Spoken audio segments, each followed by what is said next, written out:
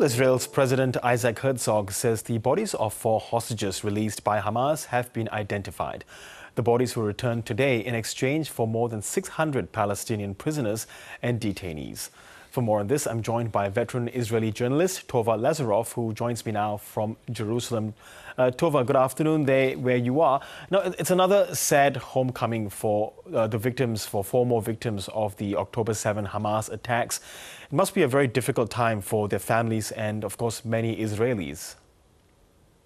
Oh, yeah, because I mean, all of the stories of these families have been personalized over the year in a push to get their family members out. You know, the relatives of all of the victims have been on radio, on television, in newspaper articles. People really feel like they knew them and they hoped with the families that everyone would return alive. And unfortunately, they didn't. So it marked for them the dangers of the absence of a deal, particularly since many of them died after, after they were taken. Only one of them was killed on October 7th. Yes, and what do you make of, the bodies being returned with the sort of ceremony, without the sort of ceremony we saw during the return of the Bibas family? I think it's positive. I mean, I think that those ceremonies were were difficult for all of those participating, when they had them with the live hostages, and they were difficult for the families of the deceased, particularly after Hamas sent the wrong body back. In other words, they didn't immediately send Shiri Bibas's body back. They sent a different body. Um, you know, when they did the ceremony with the coffins, it was Shiri and 2 small children. So it kind of gave a very macabre element to it. And Netanyahu in Israel were able to push to make that change. They were successful. I think everybody is relieved. Yes, and of course, on the other side of things, hundreds of Palestinian prisoners or detainees have been released. What do we know about them?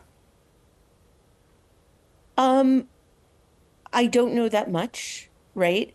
I think overall, when you look at the overall, release, you have a mix of people who were held without charge, some innocently. So for those Palestinians, they're excited that their loved ones have returned.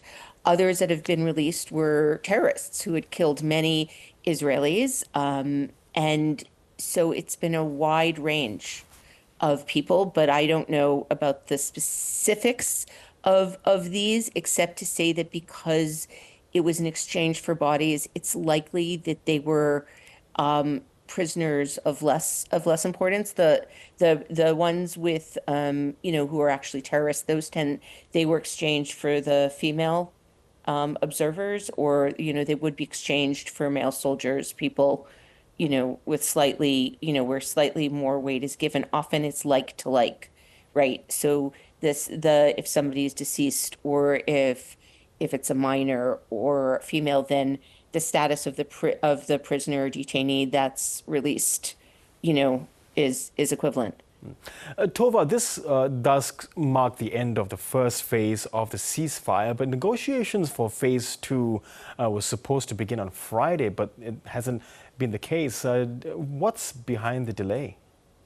On Friday, they were supposed to begin at the beginning of February. So, Friday, that's generous of you. Wow. I think what you really meant was that they didn't start at the beginning of February, something that sort of got ignored with all the news. And I'm smiling, but it's not a laughing matter, actually. Basically, there were supposed to be talks that started at the beginning of February for phase 2 of the deal. Those talks did not start.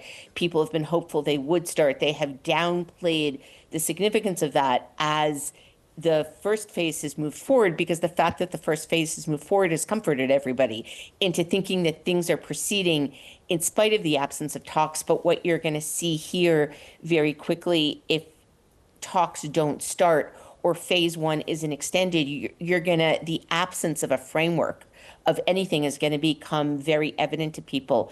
As of next week, people are really looking to see, for example, if Israel withdraws from the Philadelphia corridor as it was supposed to or wasn't supposed to, they'll put a lot of weight into that. Witkoff the other day, that's the U.S. special envoy who's now working on the hostage deal. He said that he hoped phase two would be on track very shortly.